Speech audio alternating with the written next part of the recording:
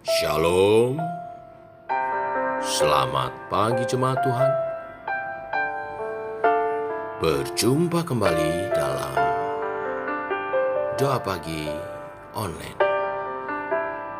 Sekali Yesus, selamanya Yesus.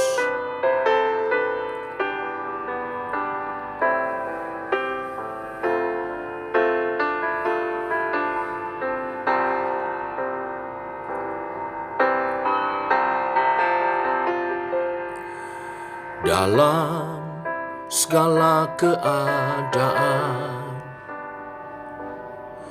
waktu berlimpah maupun kurang, tetap Yesus yang mempesona hatiku. Dia beri damai dan kesempatan baru di setiap musim kehidupan.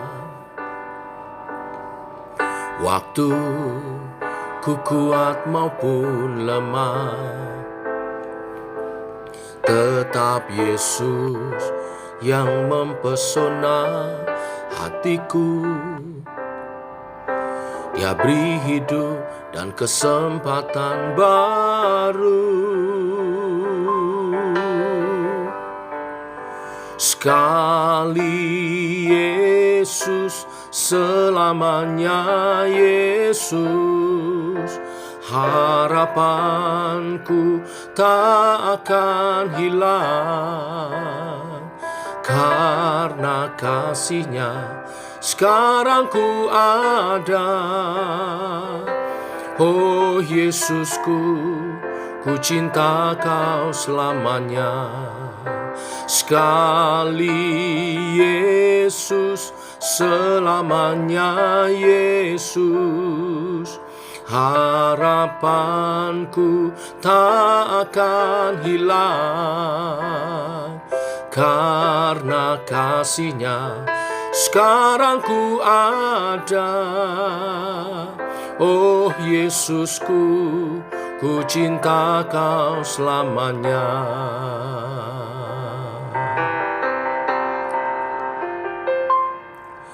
Dalam segala keadaan, waktu berlimpah maupun kurang, tetap Yesus yang mempesona hatiku. Dia beri damai dan kesempatan baru di setiap musim kehidupan. Waktu ku kuat maupun lemah, tetap Yesus yang mempesona hatiku. Dia beri hidup dan kesempatan baru. Sekali Yesus, selamanya Yesus. Harapanku tak akan hilang,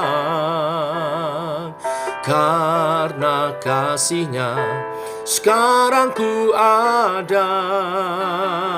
Oh Yesusku, ku cinta Kau selamanya. Sekali Yesus, selamanya Yesus. Harapanku tak akan hilang, karena kasih-Nya sekarang ku ada. Oh Yesusku, ku cinta Kau selamanya. Sekali Yesus, selamanya Yesus.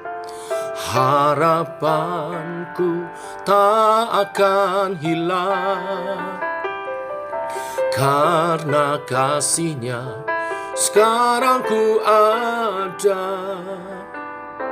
Oh Yesusku, ku cinta Kau selamanya.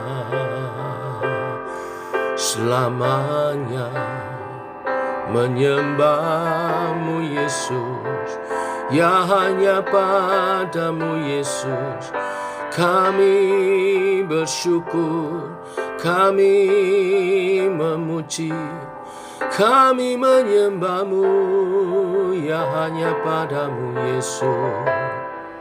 Sekali Yesus, tetap Yesus di hatiku, seluruh jiwaku menyembah-Mu, sebab Kau Allah yang setia, penuh rahmat dan pertolongan, tak pernah tinggalkan, selalu beserta, memberi kekuatan, memberi pertolongan, penyertaan. Haleluya, haleluya, haleluya. Sekali Yesus, ku tetap Yesus. Haleluya. Kami menyembah-Mu, kami memuji-Mu, kami percaya padamu Tuhan. Kau Tuhan setia, tak pernah tinggalkan.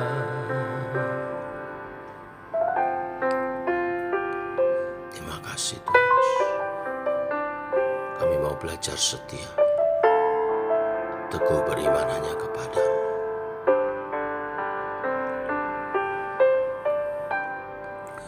Sekali Yesus, selamanya Yesus, harapanku tak akan hilang, karena kasih-Nya sekarang ku ada. Oh Yesusku, ku cinta Kau selamanya. Oh Yesusku, ku cinta Kau selamanya. Oh Yesusku, ku cinta Kau selamanya.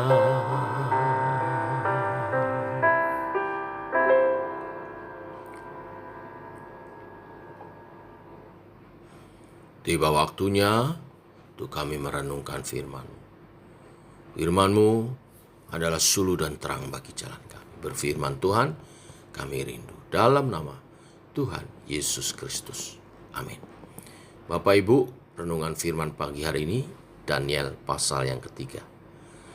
Hari ini kita melihat iman teman-teman Daniel diuji. Demikian firman Tuhan. Raja Nebukadnezar membuat sebuah patung emas yang tingginya 60 hasta dan lebarnya 6 hasta yang didirikannya di dataran Dura di wilayah Babel. Lalu Raja Nebukadnezar menyuruh orang mengumpulkan para wakil raja, para penguasa, para bupati, para penasihat negara, para bendahara, para hakim, para ahli hukum, dan semua kepala daerah untuk menghadiri pentahbisan patung yang telah didirikannya itu. Lalu berkumpullah para wakil raja, para penguasa, para bupati, para penasihat negara, para bendahara, para hakim, para ahli hukum, dan semua kepala daerah untuk menghadiri pentahbisan patung yang telah didirikan Raja Nebukadnezar itu. Dan berserulah seorang bentara dengan suara nyaring, beginilah dititahkan kepadamu, hai orang-orang dari segala bangsa, suku bangsa, dan bahasa. Demi kamu mendengar bunyi sangkakala, seruling, kecapi, rabab, gambus, serdam, dan berbagai-bagai jenis bunyi-bunyian, maka haruslah kamu sujud menyembah patung yang didirikan Raja Nebukadnezar itu. Siapa yang tidak sujud menyembah akan dicampakkan seketika itu juga ke dalam perapian yang menyala-nyala. Sebab itu, demi segala bangsa mendengar bunyi sangkakala, seruling, ceracap, rebab, gambus, dan berbagai-bagai jenis bunyi-bunyian, maka sujudlah orang-orang dari segala bangsa, suku bangsa, dan bahasa, dan menyembah patung emas yang telah didirikan Raja Nebukadnezar itu. Pada waktu itu juga tampillah beberapa orang Kasdim menuduh orang Yahudi. Berkatalah mereka kepada Raja Nebukadnezar, "Ya Raja, kekalah hidup Tuanku. Tuanku Raja telah mengeluarkan titah bahwa setiap orang yang mendengar bunyi sangkakala, seruling, ceracap, rebab, gambus, sedam, dan berbagai-bagai jenis bunyi-bunyian harus sujud menyembah patung emas itu. Dan bahwa siapa yang tidak sujud menyembah akan dicampakkan ke dalam perapian yang menyala-nyala. Ada beberapa orang Yahudi yang kepada mereka telah Tuanku berikan perintah atas wilayah Babel, yaitu Sadrak, Mesak, dan Abednego. Orang-orang ini tidak mengindahkan titah Tuanku, ya Raja. Mereka tidak memuja Tuanku dan tidak menyembah patung emas yang telah Tuanku dirikan." Sesudah itu, Nebukadnezar memerintahkan dalam marahnya dan geramnya untuk membawa Sadrak, Mesak, dan Abednego menghadap. Setelah orang-orang itu dibawa menghadap raja, berkatalah Nebukadnezar kepada mereka, "Apakah benar, hai Sadrak, Mesak, dan Abednego, bahwa kamu tidak memuja dewaku dan tidak menyembah patung emas yang kudirikan itu? Sekarang jika kamu bersedia demi kamu mendengar bunyi sangkakala, seruling, kecapi, rebab, gambus, serdam, dan berbagai-bagai jenis bunyi-bunyian, sujudlah menyembah patung yang kubuat itu. Tetapi jika kamu tidak menyembah, kamu akan dicampakkan seketika itu juga ke dalam perapian yang menyala-nyala. Dan dewa manakah yang dapat melepaskan kamu dari dalam tanganku?" Lalu Sadrak, Mesak, dan Abednego menjawab Raja Nebukadnezar, "Tidak ada gunanya kami memberi jawab kepada Tuanku dalam hal ini. Jika Allah kami yang kami puja sanggup melepaskan kami, maka ia akan melepaskan kami dari perapian yang menyala-nyala itu dan dari dalam tanganmu, ya Raja. Tetapi seandainya tidak, hendaklah Tuanku mengetahui, ya Raja, bahwa kami tidak akan memuja dewa Tuanku dan tidak akan menyembah patung emas yang Tuanku dirikan itu." Maka meluaplah kegeraman Nebukadnezar, air mukanya berubah terhadap Sadrak, Mesak, dan Abednego, lalu diperintahkannya supaya perapian itu dibuat 7 kali lebih panas dari yang biasa. Kepada beberapa orang yang sangat kuat dari tentaranya dititahkannya untuk mengikat Sadrak, Mesak, dan Abednego dan mencampakkan mereka ke dalam perapian yang menyala-nyala itu. Lalu diikatlah ketiga orang itu dengan jubah, celana, topi, dan pakaian-pakaian mereka yang lain, dan dicampakkan ke dalam perapian yang menyala-nyala. Karena titah raja itu keras, dipanaskanlah perapian itu dengan luar biasa, sehingga nyala api itu membakar mati orang-orang yang mengangkat Sadrak, Mesak, dan Abednego itu ke atas. Tetapi ketiga orang itu, yakni Sadrak, Mesak, dan Abednego, jatuh ke dalam perapian yang menyala-nyala itu dengan terikat. Kemudian terkejutlah Raja Nebukadnezar, lalu bangun dengan segera. Berkatalah ia kepada para menterinya, "Bukankah 3 orang yang telah kita campakkan dengan terikat ke dalam api itu?" Jawab mereka kepada raja, "Benar, ya Raja." Katanya, "Tetapi ada 4 orang kulihat berjalan-jalan dengan bebas di tengah-tengah api itu. Mereka tidak terluka, dan yang keempat itu rupanya seperti anak dewa." Lalu Nebukadnezar mendekati pintu perapian yang bernyala-nyala itu. Berkatalah ia, "Sadrak, Mesak, dan Abednego, hamba-hamba Allah yang Maha Tinggi, keluarlah dan datanglah kemari." Lalu keluarlah Sadrak, Mesak, dan Abednego dari api itu. Dan para wakil raja, para penguasa, para bupati, dan para menteri raja datang berkumpul.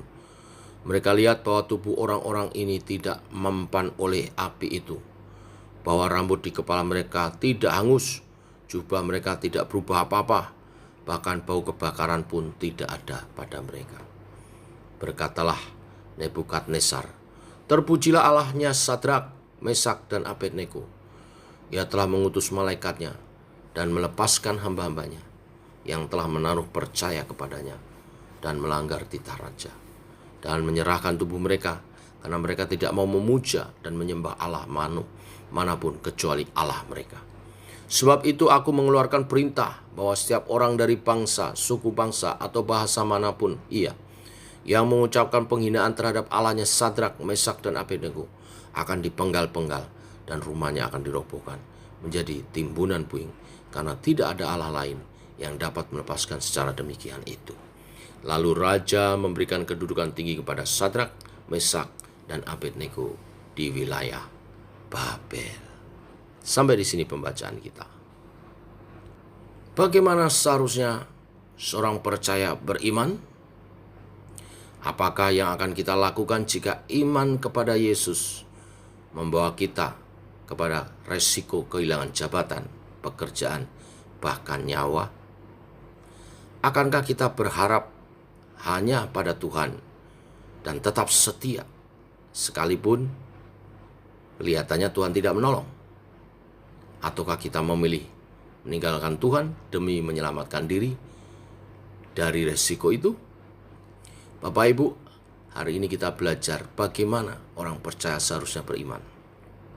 Sadrak, Mesak, dan Abednego, teman-teman Daniel, menghadapi hukuman yang dipenuhi amarah dari Raja Nebukadnezar. Hal itu terjadi karena mereka tidak mau tunduk pada titah Nebukadnezar yang mewajibkan mereka menyembah patung. Menolak titah raja, maka dapur api dipanaskan sampai 7 kali lipat untuk membakar mereka. Namun demikian, ancaman berat yang berisiko menghilangkan nyawa itu tidak menakuti mereka. Tidak pun membuat pendirian mereka luntur, lunak. Tetapi dengan penuh keberanian, ketiga pemuda itu memberi kesaksian tentang kesetiaan mereka kepada satu-satunya Allah yang benar. Ini bukan kekonyolan, ini iman yang teguh. Iman dan pengharapan Sadrak, Mesak, dan Abednego hanya terpaut pada Allah. Mereka tetap menjadikan Allah sebagai satu-satunya perlindungan dan kekuatan yang tak tergantikan. Satu-satunya yang mereka andalkan. Mereka lebih takut pada murka Allah daripada kemarahan manusia. Pernyataan imannya dikatakan, seandainya Allah tidak menolong pun, mereka tetap memilih taat kepadanya. Bagi mereka tidak ada alasan untuk meninggalkan Allah, sekalipun nyawa taruhannya. Dan nyatanya, Allah tidak pernah membiarkan umatnya yang setia. Kita melihat di sini kesaksian bagaimana Tuhan membuat segala sesuatu indah pada waktunya. Kesulitan sekalipun Tuhan buat menjadi kesempatan untuk menyatakan kuasa-Nya, menolong umatnya yang setia, dan menyaksikan siapa Allah yang sesungguhnya yang harus disembah setiap makhluk di muka bumi ini. Bapak Ibu, ini bukan sekedar kisah sejarah. Zaman sekarang pun tak jarang kita berhadapan pada kesulitan yang memaksa kita kadang-kadang berhadapan dengan nyawa. Dan kita dipaksa untuk menyerahkan iman kita. Tetapi kita belajar pagi hari ini untuk tetap teguh dalam iman percaya kepada Tuhan. Yesus Kristus Juru Selamat kita, satu-satunya yang harus kita sembah, kita muliakan. Dan percayalah, Tuhan tidak pernah meninggalkan orang percaya yang setia. Demikian berkat firman Tuhan hari ini. Mari kita berdoa. Kami bersyukur pagi hari ini mendapat contoh iman yang teguh. Bagaimana seharusnya orang percaya beriman kepada Tuhan. Kami mau belajar beriman seperti Sadrak, Mesak, dan Abednego, juga Daniel, tokoh utama dalam kitab ini, di mana keteguhan imannya teruji atas penderitaan yang mengancam nyawanya sekalipun, karena mereka percaya bahwa Tuhan adalah pemegang kehidupan. Engkaulah jalan, kebenaran, dan kehidupan. Biarlah kami juga menyatakan iman yang demikian. Allah Roh Kudus menolong kami dalam pemahaman, dalam pengertian, dalam ketaatan dan kesetiaan. Kau berkarya dalam setiap umat-Mu yang pagi hari ini bersama-sama berdoa pagi.